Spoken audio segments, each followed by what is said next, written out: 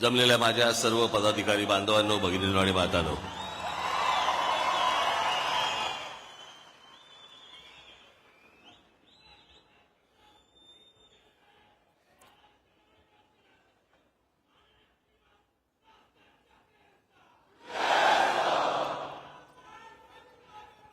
बस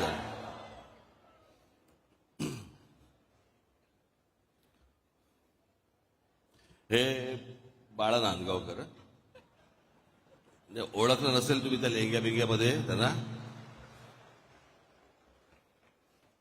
निवडणुकीच्या काळामध्ये तिथे प्रचाराच्या दरम्यान त्यांचा पायाला फ्रॅक्चर झालं आणि त्याच्यामुळे ते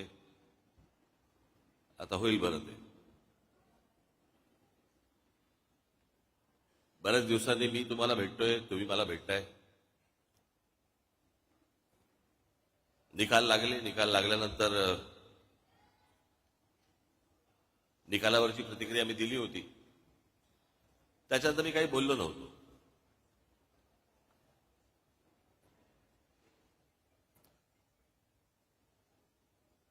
पण शांत आहे याचा अर्थ विचार करत नव्हतो असं नाही.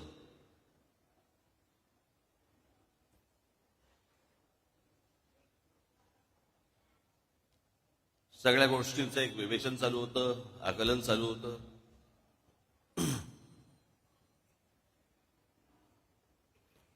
बरेच लोक मला भेटले या सगळ्या गेल्या 2 महिन्यामध्ये, 1.5 महिन्यामध्ये. परवा दिवशी माझ्याकडे ते संभाजी महाराजांवरचे चित्रपट करणारे लक्ष्मण उतेकर दिग्दर्शक ते आले होते. उत्तम दिग्दर्शक.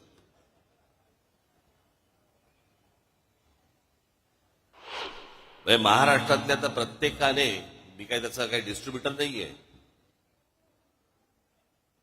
पण महाराष्ट्रातल्या प्रत्येक मराठी माणसाने तो चित्रपट पाहिलाच पाहिजे.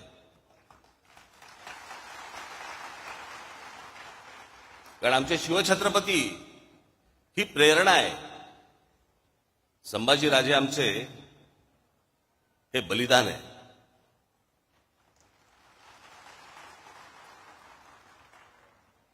आणि मग मला मी पाहिलं नव्हतं त्याचं ते ट्रेलर बिलर. मला आमच्या अमेय खोपकरने मला सांगितलं की त्यांना तुम्हाला येऊन भेटायचंय. म्हटलं काय आहे विषय. नाही म्हटलं त्याच्यामध्ये संभाजी महाराज. हा लाईट जरा कमी होईल का रे, हा माझ्या डोक्यात डोळ्यासमोरचा काय आहे का काही त्याच्यात. हा काय बोटं बिटं घाला कुठेतरी बटनात.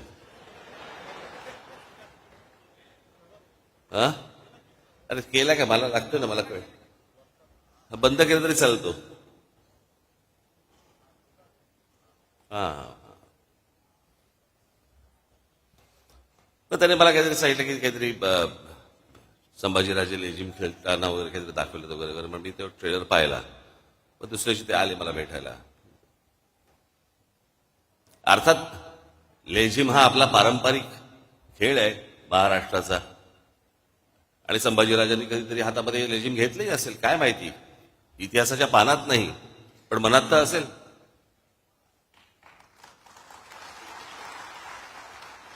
पण मी त्यांना म्हटलं त्यात त्या गाण्यावरनं म्हटलं चित्रपट पुढे सरकतोय का, की नुसतं गाणं आहे, पण मनात तर असेल.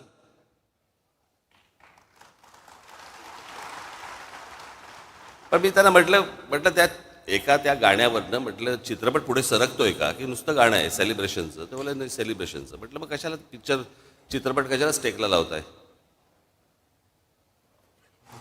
आपल्याकडे काय आहे, हल्ली सगळ्यांनाच इतिहास समजायला लागलाय. सगळेच इतिहास तज्ज्ञ झालेले आहेत. सगळ्यांच्याच एकदम भावना उफाळून येतात सगळ्या बाबतीत. पण म्हटलं काय आहे, म्हटलं चित्रपट पाहायला लोक जेव्हा जाणार त्यावेळेला औरंगजेबाने केलेले जे अत्याचार आहेत ते डोक्यात ठेवून म्हटलं ज्यावेळेला लोक जातील. आणि म्हटलं ट्रेलरमध्ये काहीतरी लेझिम बिजिम नाचतात बिस्तार, म्हटलं काढून टाका. म्हटलं ते म्हटलं उद्या असं आपण पकडूया. म्हटलं नंतर मी कोणाशी तरी नंतर बोलत होतो. म्हटलं रिचर्ड ॲटनबरोबर ज्याला महात्मा गांधी पिक्चर केला, आपल्या डोळ्यासमोर महात्मा गांधीचे काही काही आंदोलन येतात. चित्रपट पाहायला गेलो असताना आपल्याला असं एका सीन मध्ये दिसलं की महात्मा गांधी दांडिया खेळतात. कसं वाटलं असतं आपल्याला. खरं तर दिग्दर्शकाला टाकायचा पण असेल सीन, पण महात्मा गांधींच्या हातात एकच काठी असल्यामुळे दांडिया खेळता नाही आला. 2 घेऊन असे असे चालले असते तर कदाचित आला असतं सीन, माहित नाही आपल्याला.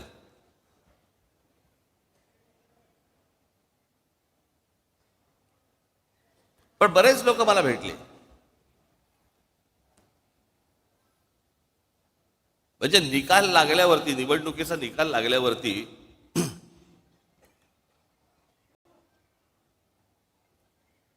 ज्या दिवशी निकाल लागला, मी बोलतोय, तुम्हाला समजत असेल मी काय म्हणतोय ते, आणि सगळ्यांना माहिती आहे. महाराष्ट्रात निकाल लागल्यावरती मी पहिल्यांदा महाराष्ट्रात असं बघितलं, सन्नाटा पसरला. ज्या प्रकारचा जल्लोष व्हायला पाहिजे होता, ज्या प्रकारची गोष्ट व्हायला पाहिजे होती, मिरवणुका काय सगळं सन्नाटा आलो. कारण लोकांमध्येच संभ्रम होता, हे काय आहे, हे कसं झालं, असा कसा निर्णय आला. माझ्याकडे एक व्यक्ती आली होती जी RSSची म्हणजे संघाशी संबंधित व्यक्ती होती. त्यांच्याही मनामध्ये मला दिसलं की त्यांनाही पटलेलं नाही. त्यांनी फार छान वाक्य बोलले ते माझ्यासमोर. मला म्हणाले, इतना सन्नाटा क्यों है भाई, कोई तो जीता होगा. कोणीतरी जिंकलं असेल की ज्याच्यातनं जल्लोष होईल, पण महाराष्ट्रामध्ये जो सन्नाटा पसरला ते कसलं द्योतक आहे. काही काही गोष्टींवरती तर विश्वासच बसू शकत नाही. हे आमच्या इथे राजू पाटील बसलेत. कुठे आहेत राजू, कुठे आहे? इथे.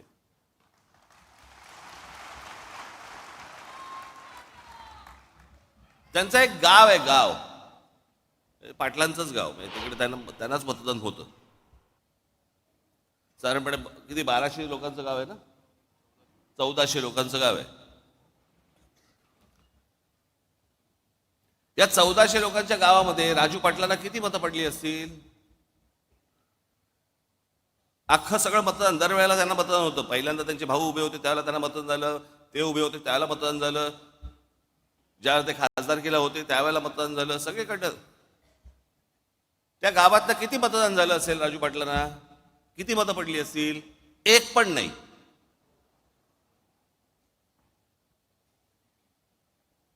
अख्ख्या गावातनं एक मत नाही पडत. जी 1400च्या 1400 मतं जी दरवेळेला राजू पाटलांना पडायची, त्या गावामध्ये एक मत नाही पडत.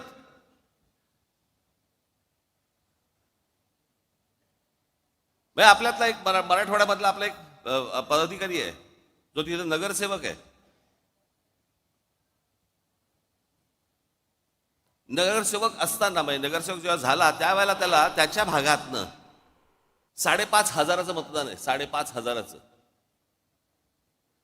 त्याच्या भागातनं.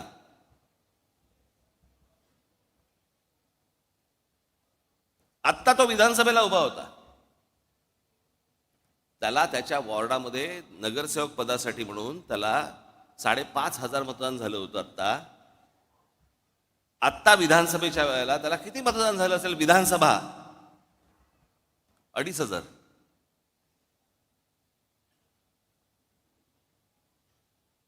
अनेक असे निर्णय आहेत महाराष्ट्रामध्ये झालेले की ज्याच्यावरती विश्वास, निवडून आलेल्यांचा विश्वास नाहीये, पडलेल्यांचा काय घेऊन बसलो आपण. रोज रात्री बायकोला चिपटा काढ. बाळासाहेब थोरात काँग्रेसचे नेते 7 वेळा आमदार झाले. 7 वेळा, ही 8वी टर्म होती त्यांची. 7 वेळा जो माणूस आमदारकीला 70 ते 80 हजार मताधिक्याने निवडून यायचे, ते बाळासाहेब थोरात या निवडणुकीमध्ये 10,000 मतांनी पराभव होतो.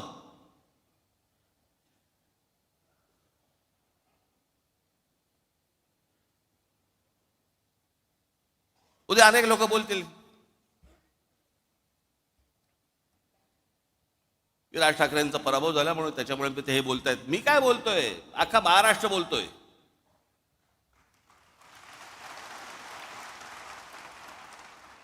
जे निवडून आले त्यातले अनेक लोकांचे मला फोन जे आले, जे सत्तेमध्ये आले आहेत त्यांचे मला अनेकांचे फोन आले त्यांना शॉक बसलाय.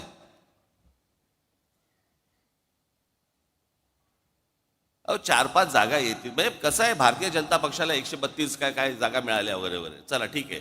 मागच्या वेळेला पण त्यांना काहीतरी 100 काय किती जागा होत्या, 105 आधी नाही, 105 17ला होत्या, 122 काहीतरी, 122 काहीतरी जागा होत्या 2014ला. ठीक आहे, आपण समजू शकतो, चला 132. अजित पवार 42.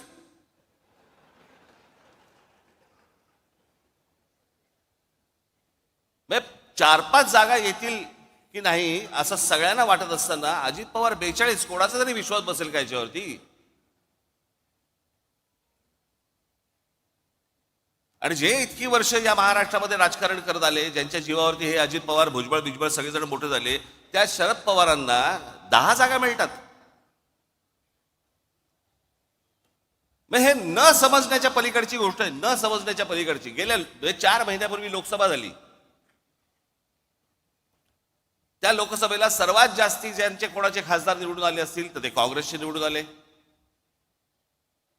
त्याचे 13 खासदार निवडून आले काँग्रेसचे. बरोबर बोलतोय? एका खासदाराच्या खाली किती आमदार येतात? साधारणपणे 5 ते 6 आमदार येतात. 6 आमदार येतात, बरोबर आहे. सर्वसाधारणपणे किती आमदार यायला पाहिजे होते काँग्रेसचे? सगळे 6च्या 6 नाही पकडलं, पण एखाद्या मतदारसंघामध्ये 6च्या ऐवजी समजा 4 आलेत, 3 आलेत, काहीतरी त्यांचे 15 आमदार येतात.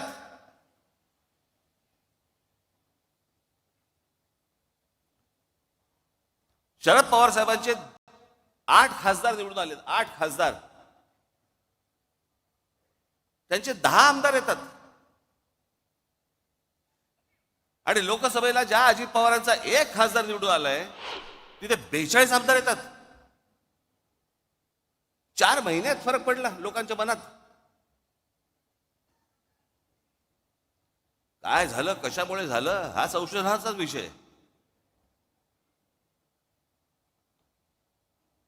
मी तुम्हाला आज काय सांगायला आलोय, या मतदानावरती जाऊ नका. लोकांनी आपल्याला मतदान केलेलं आहे, फक्त ते आपल्यापर्यंत आलेलं नाहीये.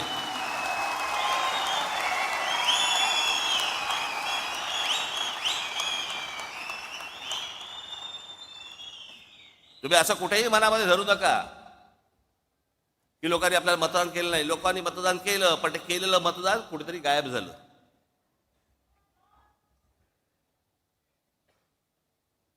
आणि अशा प्रकारच्या ज्या निवडणुका लढवायच्या असतील तर निवडणुका न लढवल्याच बऱ्या.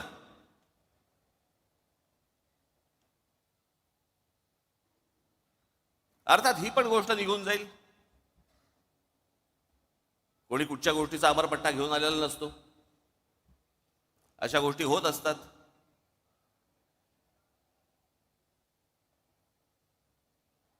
पण मला तुम्हाला फक्त एकच गोष्ट, तुम्हाला आज महत्वाच्या गोष्टी काही सांगायच्या आहेत.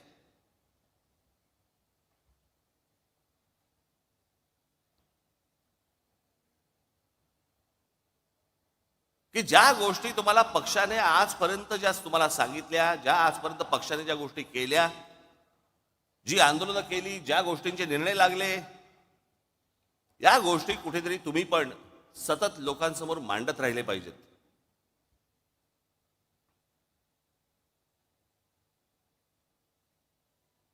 आतापर्यंत आपण काय काय केलं, कोणती कोणती आंदोलनं केली, कोणकोणत्या विषयामध्ये हात घातला, कोणकोणत्या विषयांचे निर्णय लागले, हे तुम्ही स्वतः कन्व्हिन्स पाहिजेत.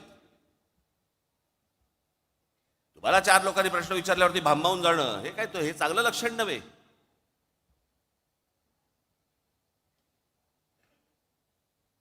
म्हणून मी आज तुमच्यासाठी काही गोष्टी इथे आणल्या आहेत मुद्दामून, ज्या तुम्ही लक्षात ठेवल्या पाहिजेत.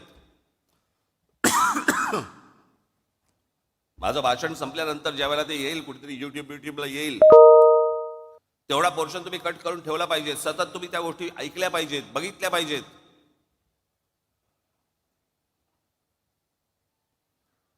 आणि हा जाणीवपूर्वक केलेला प्रचार असतो, जाणीवपूर्वक केलेला प्रसार असतो. तिथे जर तुम्ही खमके नसाल, तुम्ही जर खंबीर नसाल, तुम्ही उत्तर काय देणार आहात?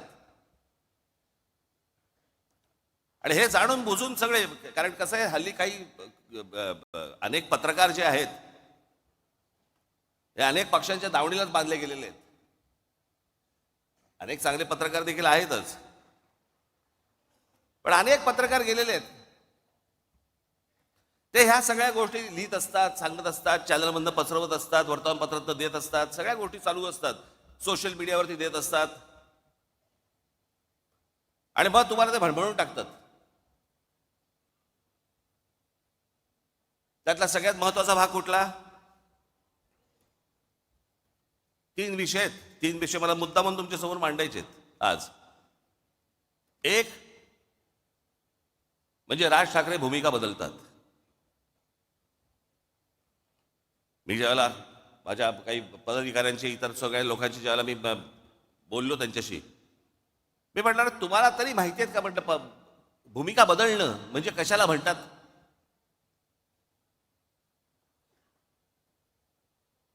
मी आज मुद्दामून तुमच्यासाठी काही गोष्टी इथे आणल्या आहेत. या महाराष्ट्रामध्ये, देशामध्ये कशा कशा प्रकारच्या भूमिका लोकांनी बदलल्या आणि आपण काय केलं.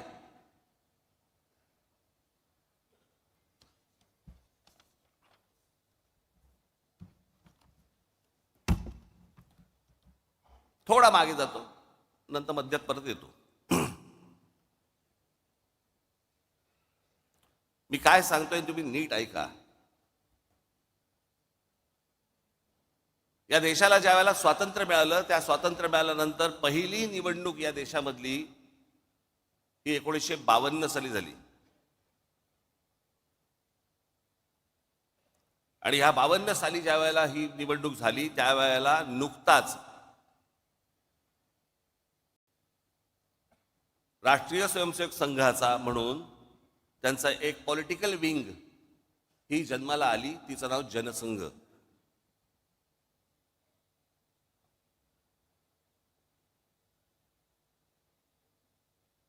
हिंदुत्व वगैरे वगैरे अनेक गोष्टी ते मांडत आले आजपर्यंत, त्याचा काही विषयच येत नाही. पण 75 साली इंदिरा गांधींनी या देशामध्ये आणीबाणी आणली, आणि आणीबाणी आणल्यानंतर 77 साली ज्या वेळेला निवडणुका झाल्या, त्या 77 साली निवडणुका झाल्यानंतर देशभरामध्ये इंदिरा गांधींचा दारुण पराभव झाला. इंदिरा गांधी स्वतः हरल्या होत्या. मी जर चुकत नसेल तर मला असं वाटतं राजनारायण होते, राजनारायणांनी इंदिरा गांधींना हरवलं होतं. आणि मग जनता पक्ष नावाची, जनता पार्टी नावाची एक पार्टी उभी राहिली. त्याच्यामध्ये अनेक पक्ष होते. ज्या अनेक पक्षांपैकी एक जनसंघ देखील होता.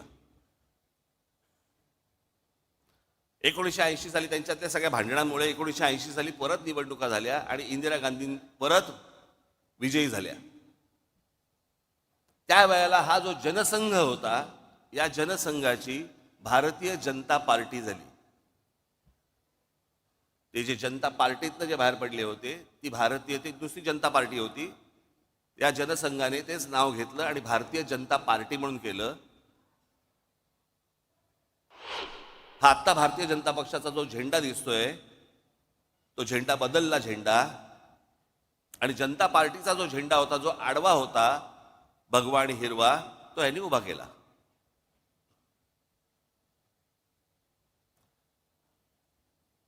आणि हिंदुत्व या विषयावरती आजपर्यंत जे जनसंघाने ज्या गोष्टी केल्या, 80 साली ज्याला भारतीय जनता पक्ष म्हणून जेव्हा झाला, भारतीय जनता पार्टी म्हणून जेव्हा झाली, त्यावेळेला अटल बिहारी वाजपेयी त्याचे अध्यक्ष झाले आणि त्यांनी संपूर्णपणे पक्षाची भूमिका बदलली आणि गांधीवादी समाजवाद यापुढे आम्ही पाळू ही भूमिका घेतली. गांधीवादी समाजवाद.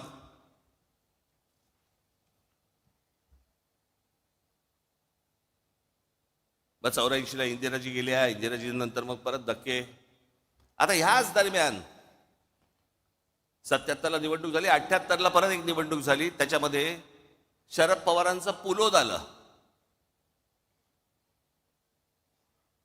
शरद पवार मुख्यमंत्री झाले. ते आहे ना, ते वसंतदादा पाटलांच्या पाठीत खंजीर खुपसून वगैरे ते सगळं प्रकरण. आणि ज्या वेळेला शरद पवारांनी ज्या वेळेला पुलोद स्थापन केली, त्यावेळेला हाच जनसंघ, त्यावेळेला भारतीय जनता पार्टी झालेली नव्हती, हा जनसंघ पुलोदमध्ये शरद पवारांबरोबर होता.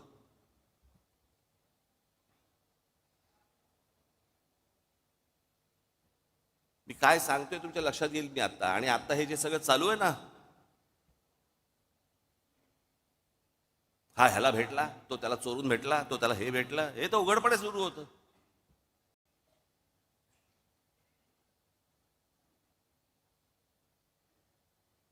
त्याच 78ला, म्हणजे मुळात 77-75 पासून शिवसेनेने काँग्रेसच्या आणीबाणीला पाठिंबा दिला होता. 80ची निवडणूक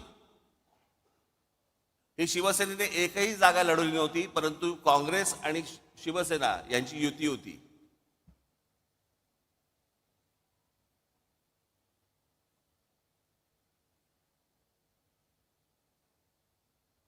शरद पवार त्याच्यात 80 साली त्यांचं सरकार बरखास्त केलं इंदिरा गांधींनी. 6 वर्ष काही नव्हते. 84ची एक निवडणूक झाली. मग 86 साली शरद पवार परत काँग्रेसमध्ये त्यांनी प्रवेश केला, संभाजीनगरला राजीव गांधींच्या समोर.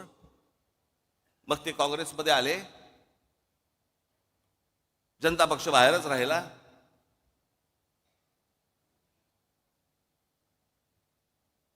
मग मराठीच्या प्रश्नावरती मुंबई महानगरपालिका शिवसेनेच्या हातामध्ये आली.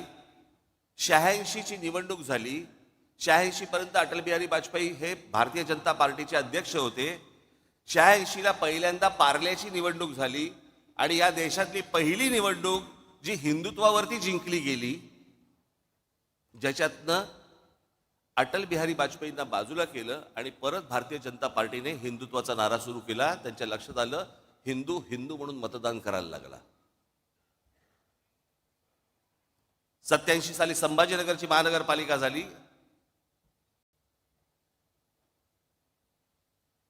त्या महानगरपालिकेला ज्यावेळेला शिवसेनेला यश मिळालं, त्याच्यानंतर परत भारतीय जनता पक्ष शिवसेनेबरोबर यायला सुरुवात झाली. 88-89 चर्चा.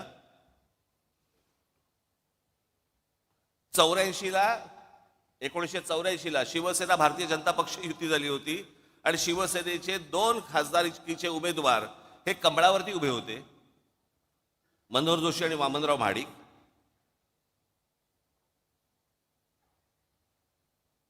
मग 90ला परत युती झाली.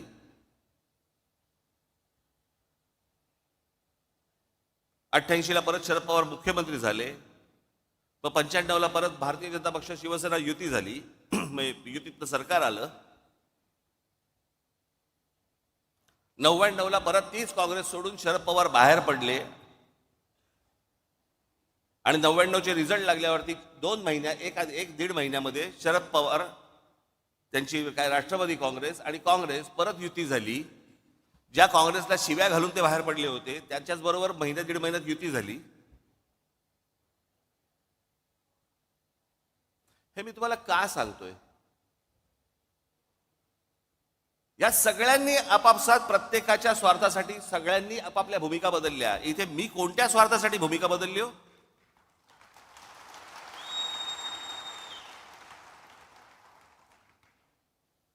आता जर समजा तुम्ही जर मंत्रिमंडळातली लोक बघितली आत्ता, तर त्यातले बहुतेक जण हे शिवसेनेतनं आलेले, काँग्रेसमधनं आलेले असेच आहेत. यांचंच सगळं सरकार बनलेलं आहे. यांना हे पत्रकार विचारायला जाणार नाहीत का भूमिका बदललीत, पण तुमच्या कानात बरोबर ते घालत बसणार भूमिका बदलली, भूमिका बदलली. आणि हल्लीचे जे पत्रकार आहेत त्यांचा तर किती गाढा अभ्यास असतो, तर म्हणजे धन्यच आहेत ते.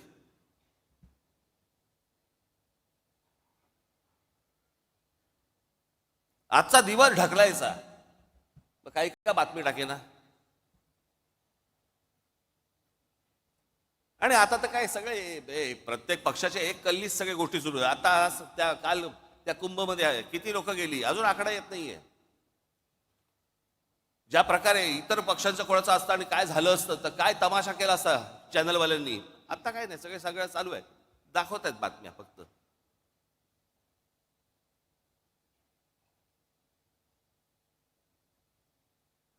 आणि मग काय गोष्टी पेरायच्या की राज ठाकरेंनी पहिल्यांदा नरेंद्र मोदींना पाठिंबा दिला, मग त्यांच्या ते विरोधात बोलायला लागले आणि मग परत त्यांनी सपोर्ट केला. का केला? कारण त्यांच्या मागे ईडी लावली, माझ्या मागे ईडी लावली.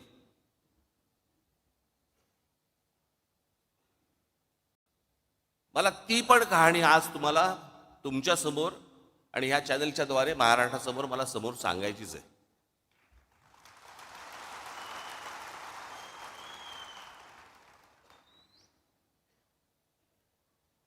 मी जे आता तुम्हाला जे सांगणार आहे, इथे समोर बघलो, इथे समोर महाराजांचा पुतळा आहे. त्याच्या समोर मी जे सांगीन ते शपथपूर्वक सांगीन.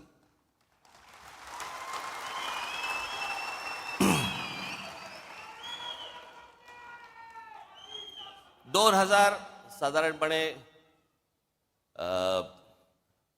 आता 2005ची वगैरे गोष्ट असेल. मी ज्या शिवाजी पार्क मैदानामध्ये, शिवाजी पार्कमध्ये जिथे मी लहानाचा मोठा झालो, तिथे आम्ही लहानपणापासून ती कोहिनूर मिल पाहत होतो. काही नाही, येता जाता ती डोळ्यासमोर यायची. एके दिवशी, ही 2005ची गोष्ट, वर्तमानपत्रामध्ये मी बातमी वाचली.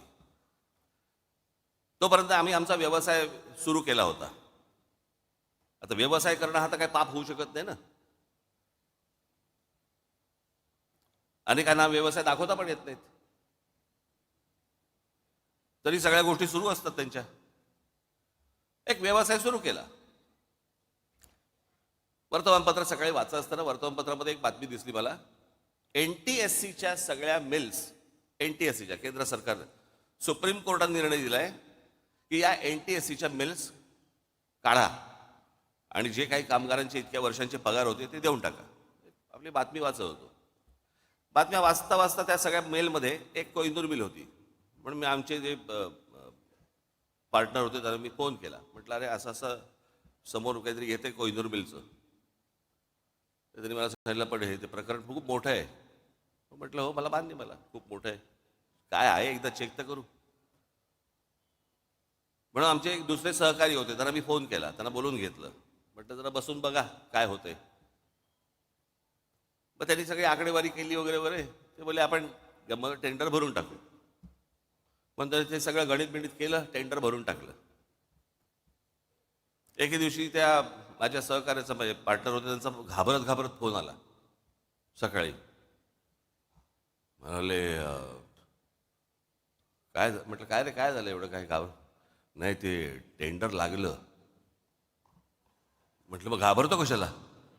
नाही नाही, ते काहीतरी काय 400-500 कोटीचं काहीतरी ते टेंडर होतं, काहीतरी ते यायचं. आणायचे कुठून? थोडक्यात माझी जरा थोडीशी जमीन पायाखालची सरकली होती. आता म्हटलं काय करायचं, दाखवायला तर नको. मग आमच्या एका दुसऱ्या मित्राला सांगितलं. मग त्यांनी ते IL&FS नावाची एक कंपनी होती, त्या IL&FS कंपनीशी ते बोलले. आणि ती कंपनी बोलली की बाबा आम्ही पैसे भरायला तयार आहोत, तुमच्याबरोबर यायला तयार आहोत. म्हणून सगळे पैसे जेवढे असतात ते सगळे त्या कंपनीने भरले. आम्ही त्याच्यामध्ये पार्टनर होतो. 7-8 जण होतो आम्ही.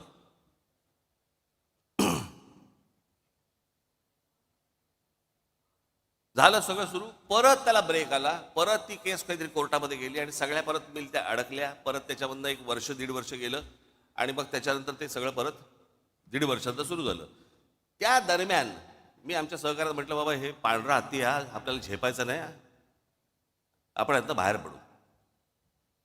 मग माझ्याबरोबरचे अनेक जे काही माझे पार्टनर जे होते ते बोलले की आपण नाही, आपल्याला हे झेपणं नाही, काम नाही आपलं, आपण आपल्याला बाहेर पडू. म्हणून आम्ही आमचा स्टेक घेऊन बाहेर पडलो. आमचा स्टेक त्याला दिला आणि त्याचे पैसे घेऊन आम्ही बाहेर पडलो. ही गोष्ट आहे 2000, मला असं वाटतं 8ची. त्याच्यानंतर आमचा विषय संपला.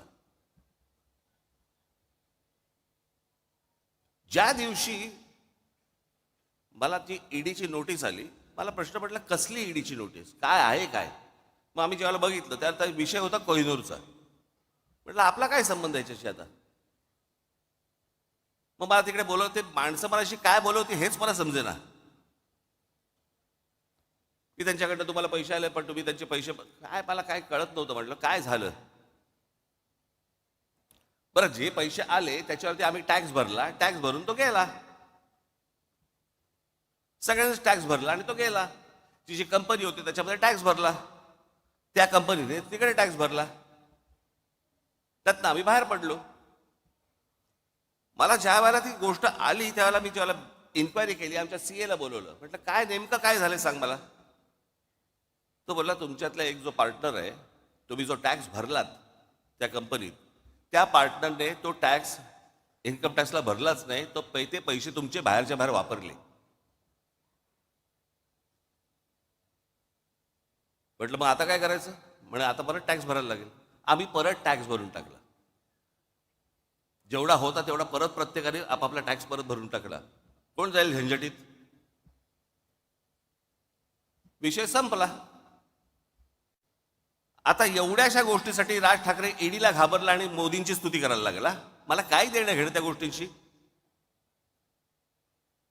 माझ्या डोक्यावरती तलवारी घेऊन नाही मी फिरत.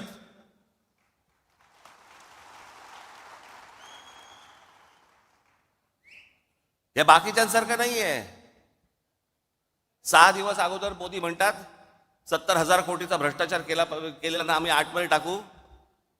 आम्हाला माहित होतं की ते मंत्रिमंडळात टाकणार आहेत.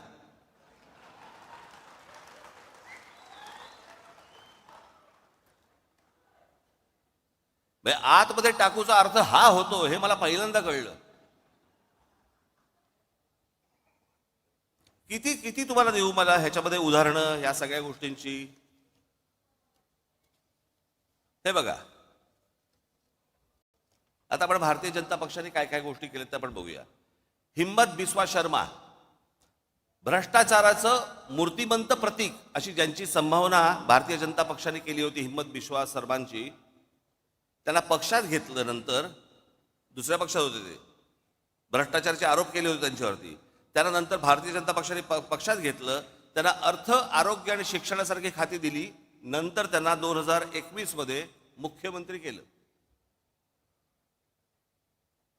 म्हणजे ज्यांच्यावरती भ्रष्टाचाराचे आरोप केले होते तिथे भूमिका नाही बदलली. हे तुम्हाला पत्रकार नाही सांगणार.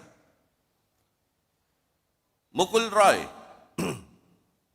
पूर्व भारतात सरधाना नावाच्या समूहाने लोकांना भरमसाठ रिटर्न्स देतो म्हणून पैसे गोळा केले आणि त्यांचे पैसे बुडवले. या घोटाळ्याचे शिल्पकार मुकुल रॉय, हे मुकुल रॉय होते असा भाजपाचा आजचा आरोप होता. 1917 मध्ये भाजपने मुकुल रॉयना पक्षात घेतलं. BS येडियुरप्पा, खाण घोटाळ्या प्रकरणी भाजपने त्यांना दूर सारलं, पण पक्ष सत्तेत येत नाही हे पाहून पुन्हा पक्षात घेतलं आणि 2019 ते 21 त्यांना मुख्यमंत्री केलं. अजित पवारांचं तर मी तुम्हाला सांगितलं. अशोक चव्हाण, आदर्श घोटाळा, त्यांनी काँग्रेस पक्ष सोडायच्या आधी संसदेत आदर्श घोटाळ्यातील त्यांच्या सहभागावरून भाजपच्या खासदारांनी आरोप केले. पुढे 8 दिवसात ते भाजपमध्ये आले आणि लगेचच त्यांना राज्यसभेवरती खासदार म्हणून पाठवलं. भूमिका नाही बदलली. फारुख अब्दुल्ला यांनी काश्मीर मधल्या 370 कलमाला विरोध करणाऱ्या भाजपसोबत, भाजपचा 370 कलमाला विरोध होता सुरुवातीपासून, त्यांचा विरोध होता की ते असू नये म्हणून, आणि फारुख अब्दुल्लांचा विरोध होता ते काढू नये म्हणून. काश्मीर मधल्या 370 कलमाला विरोध करणाऱ्या भाजपसोबत 1999ला त्यांच्या एनडीएचे घटक बनले फारुख अब्दुल्ला, आणि ओमर अब्दुल्ला परराष्ट्र राज्यमंत्री बनले. याच ओमर अब्दुल्लांच्या नंतर नॅशनल कॉन्फरन्सने 2009 मध्ये काँग्रेसबरोबर युती केली. भूमिका नाही बदलली. भाजपमध्ये आले, भाजपने भूमिका बदलली. हे तुम्हाला कोण सांगणार नाहीत. म्हणून मी तुम्हाला, राजकारणामध्ये आहात तुम्ही, तुम्हाला हे सगळे संदर्भ तुम्हाला लक्षात असले पाहिजेत, तुम्हाला माहिती असली पाहिजे. ज्या वेळेला हे लोक येऊन समोर ज्याला तुमच्याशी बोलतात आणि ज्याला त्याला सांगतात आणि ही असली गोष्टी ज्याला अफवा पसरवायला लागतात, त्यावेळेला तुम्ही तयार पाहिजेत.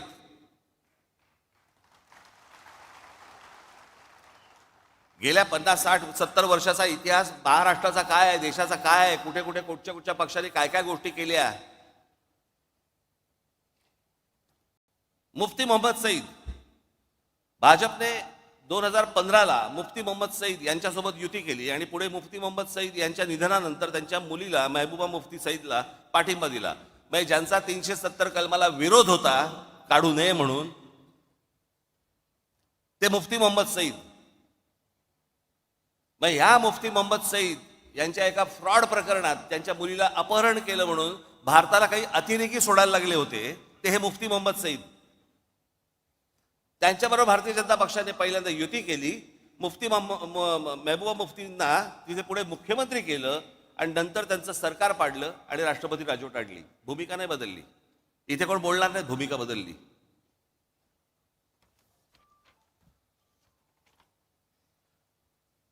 आता महाराष्ट्र देऊ. राधाकृष्ण विखे पाटील आधी काँग्रेसमध्ये, मग विरोधी पक्षनेते होते. पुढे 2022 ते 24 काळात महसूल मंत्री आणि सध्या जलसंपदा मंत्री भाजपमध्ये. हर्षवर्धन पाटील आधी काँग्रेसमध्ये होते, मग ते भाजपमध्ये आले. हर्षवर्धन पाटील भाजपमध्ये आले तेव्हा म्हणाले होते आता शांत झोप लागते. ते हर्षवर्धन पाटील बोलले होते. सगळ्याचे व्हिडिओज आहेत, सगळ्या गोष्टी तुम्ही बघू शकता. नारायण राणे, गणेश नाईक, बबनराव पाचपुते, विजयसिंग मोहिते पाटील, पदमसिंग पाटील, किरीट सोमय्याने ते केवढे आरोप केले होते. अनेक लोकांवरती आरोप केले विरोधी पक्षांमधल्या. आज ज्यांच्यावरती आरोप केलेत ना ते सगळे आज मंत्रिमंडळात आहेत किंवा भारतीय जनता पक्षासोबत आहेत. त्यांना नाही कोणी विचारलं जात की भूमिका बदलली का काय बदललं. हे जाणून बुजून तुमच्या खाली लागतात. जाणून बुजून तुम्हाला बदनाम करण्यासाठी म्हणून या गोष्टी सगळ्या पसरवल्या जातात. शिवसेनेचा ज्यावेळेला जन्म झाला 1966 साली, त्याच्यानंतर पहिली जी निवडणूक लढवली ती प्रजा समाजवादी पक्षाबरोबर लढवली. त्या निवडणुकीनंतर मुस्लिम लीग बरोबर युती पण केली होती. त्याच्यानंतर 77-75ला काँग्रेसला पाठिंबाही दिला होता. 80 साली युती पण केली होती. नंतर भारतीय जनता पक्षाबरोबर त्या वेळेची जी काय परिस्थिती असेल त्याप्रमाणे विरोधी पक्ष कोण निर्णय घेत असतात. यांनी घेतले असेल, त्या वेळेला परिस्थिती बदलली असेल. पण त्यांची ती बदललेली परिस्थिती साला हे ह्यांचं बरं आहे. ह्यांनी केलं की प्रेम, आम्ही केला की बलात्कार.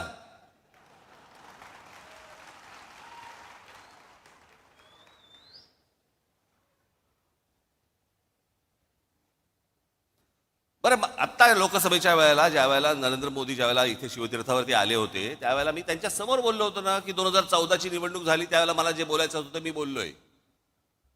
2017ची निवडणूक झाली त्यावेळेला मला जे म्हणायचं होतं ते मी म्हणून झालेलं आहे. मी असं काही बोललो का की मी ते काही बोललोच नव्हतो, मी असं काही म्हणालोच नव्हतो, असं काही बोललो का? माझं बोलून झालंय. एकदा सुटलं की सुटलं.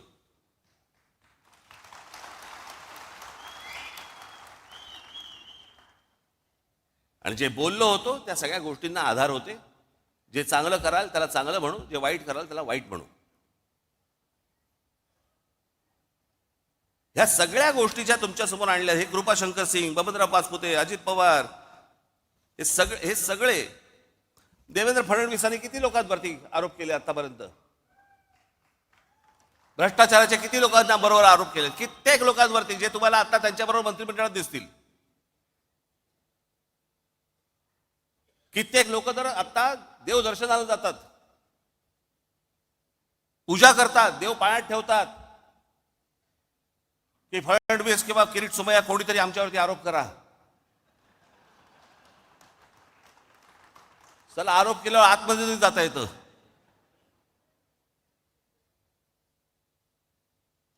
एवढा सगळा चिखल होऊन बसलेला आहे. आणि या चिखलामध्ये मला असं वाटतं की तुम्ही आतापर्यंत आपण ज्या प्रामाणिकपणे आजपर्यंत पक्ष चालवला, वाढवला, अनेक लोकांना हे असतं राजसाहेबांनी भारतीय जनता पक्षाच्या किंवा कोणाला नेत्यांना भेटलं नाही पाहिजे. समोरचा बोलला चहा प्यायला येतो तर काय सांगू, घरीच पी.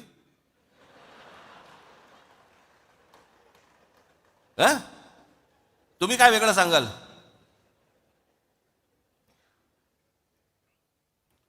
अहो पण ते मला जेव्हा भेटायला येतात ना त्यावेळेला मी तुम्हाला विकत नाही.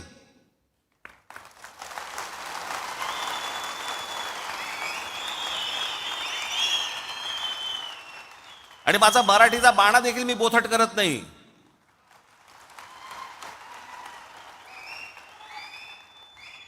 येतात फोन करतात. आता मध्यंतरी मागे मी एकदा नाशिकला होतो, सकाळी सकाळी मी निघालो होतो दौऱ्यावरती, कुठे पुण्याला जायचं होतं. 7 वाजता गाडीत बसलो, समोरून चंद्रकांत पाटील आले. नमस्कार नमस्कार, काय म्हणताय बरं म्हटलं. मुंबईत आलो की येतो चहा प्यायला. ही परिस्थिती तुमच्यावरती आली, काय कराल सांगा मला. कशाला चहा, चहा कशाला प्यायचा, काय काय गरज आहे का चहा प्यायची, काय काय यायची काय आवश्यकता आहे का, मग काय काय गरज काय या चहा प्यायची, असं सांगू का त्यांना मी. अरे एक माणूस स्वतःहून सांगतो चला चहा प्यायला येतो, तर ये म्हणणार ना, अजून काय म्हणणार. एकदा चंद्रकांत पाटील मला भेटायला आले. बरं हे काय करतात, परत ह्यातला प्रॉब्लेम काय आहे, हे बाहेर मग पत्रकार येतात, तिथे जाऊन हे काय बोलतात माहित नाही, आज काहीतरी वेगळंच असतं. बरेच दिवस झाले आपण भेटलो नाही, मागे एकदा लग्नात आपलं फक्त भेटणं एवढंच काहीतरी असतं. एकदा ते चंद्रकांत पाटील माझ्याकडे आले, त्याच वेळेला ते जेव्हा मला नाशिकला बोलले त्यावेळेला मुंबईत आलो की घरी भेटायला येतो. हे मला अजूनपर्यंत कळलेलं नाही. ते माझ्याशी चर्चा करून काय चहा बी खाणं पिणं सगळं झाल्यावरती बाहेर पडले. पत्रकारांनी विचारलं काय झालं, तर आपण काय सांगू, काही नाही, सहज सदिच्छा भेट होती म्हणून सहज भेटायला आलो. बरं पत्रकारांचाही प्रॉब्लेम असतो, त्यांना वाटतं कशात तरी काय असणारच, काहीतरी असणार, त्याशिवाय काय होणार नाहीये. बाई आणि बुवा एकत्र भेटले की काहीतरी लफडच असलं पाहिजे, ह्याला काय दुसरं काय. अरे नॉर्मल पण भेटू शकतात की नाही, बोलू शकतात की नाही, एखादा पुरुष स्त्री एखादे नॉर्मल बोलू शकतात, गप्पा मारू शकतात. तसं यांचं असतं हल्ली, इथं तेच चालू आहे. पूर्वी तर मध्ये राजकारण इतकं सुंदर छान होतं, सगळेजण एकमेकांना भेटायचे. पक्षाचा विरोध, पक्षाची धोरणं याच्यामध्ये कधी कॉम्प्रोमाइज व्हायचं नाही, पण म्हणून काहीतरी अगदी वैर घेतल्यासारखे वगैरे असं काही नव्हतं पूर्वी. आताही खरं तसं नाहीये. काल आपण छपून भेटतात, मला पण ते कळलेलं नाही, पण बाहेर ते चंद्रकांत पाटील बाहेर पडले माझ्या घरात. काय केलं असेल त्यांनी पत्रकारांसमोर, मला आजपर्यंत कळलेलं नाही. त्यांना प्रश्न विचारला, पाटील साहेब 1 तासभर तुम्ही आतमध्ये होतात, काय चर्चा झाली. मला ह्याचा अर्थ नाही कळला, म्हणजे मला त्यांनी कडेवर घेतला होता का काय, ह्याचा अर्थ काय होता हेच मला अजूनपर्यंत कळलं नाही. हे म्हणजे काय,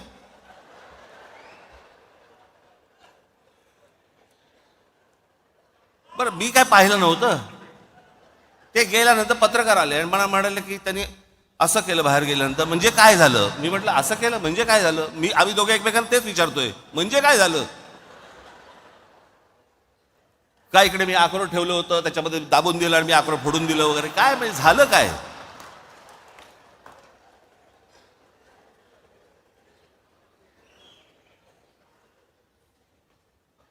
एक गोष्ट तुम्ही लक्षात ठेवा, हे कोण भेटायला आले बिले वगैरे वगैरे, पक्षाची भूमिका आणि तुमचं प्रेम यांच्यासमोर लाचार ठेवणार नाही.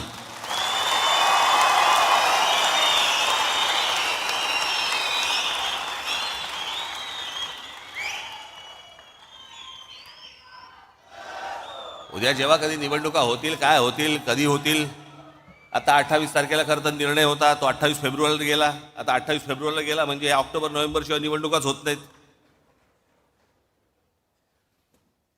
बरं ऑक्टोबर नोव्हेंबरला तरी काय अजून पुढे ढकलतील. त्यांना काय, सरकारला प्रशासक नेमल्यानंतर प्रशासनाच्या हातात जर समजा या सगळ्या महानगरपालिका आणि सगळ्या गोष्टी असतील, कोण नगरसेवकांची ओझी उचलेल. त्याच्यामुळे कदाचित, मला माहिती नाही आहे, परंतु आता ही 28 फेब्रुवारी का 26 फेब्रुवारी काहीतरी तारीख ठरली आहे, याच्यानंतर अजून पुढे जाईल काहीतरी. ते सगळं ऑक्टोबर नोव्हेंबर डिसेंबरला निवडणुका होतील. तोपर्यंत मी का सांगतो तुम्हाला, फालतू खर्च करत बसू नका, कळलं का. या देवस्थानाला घेऊन चाललो महिलांना, या इकडे घेऊन चाललो दर्शनाला, हे ते आता काही करू नका त्या सगळ्या गोष्टी, कळलं का. आणि निवडणुकीच्या वेळेला या खिशे बाहेर काढून माझ्यासमोर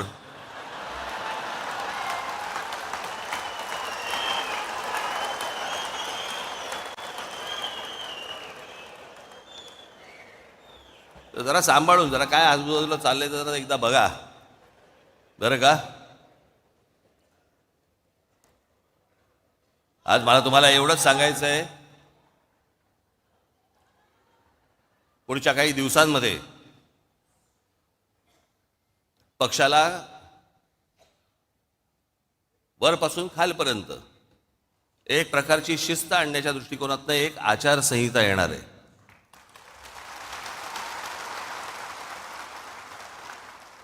जी गोष्ट मी माझ्या विभागाध्यक्षाशी बोलीन तीच माझ्या शाखाध्यक्षाला पण कळली पाहिजे, तीच माझ्या महाराष्ट्र सैनिकाला पण कळली पाहिजे की काय नेमकं चालू आहे ते.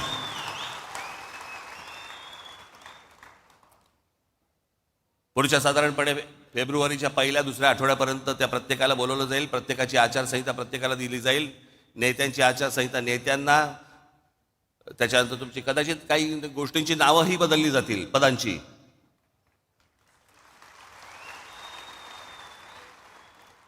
तर ते हळूहळू टप्प्याटप्प्याने त्या गोष्टी मी तुमच्यासमोर मांडीन. परंतु मी एक गोष्ट सांगतो तुम्हाला, मी लहानपणापासून अनेक पराभव पाहिलेत, अनेक विजय देखील पाहिलेत. पराभवाने मी कधी खचलो नाही आणि विजयाने कधी हुरळून गेलो नाही.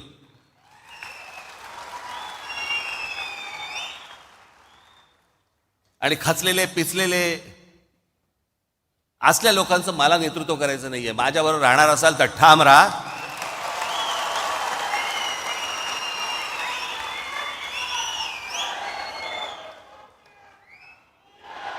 आपल्याला जे महाराष्ट्रामध्ये करायचंय, जे आपल्याला महाराष्ट्राच्या मराठी माणसासाठी करायचंय, जे या महाराष्ट्रातल्या हिंदूंसाठी करायचंय ते आपण करणारच आहोत. ते आपलं स्वप्न आहे.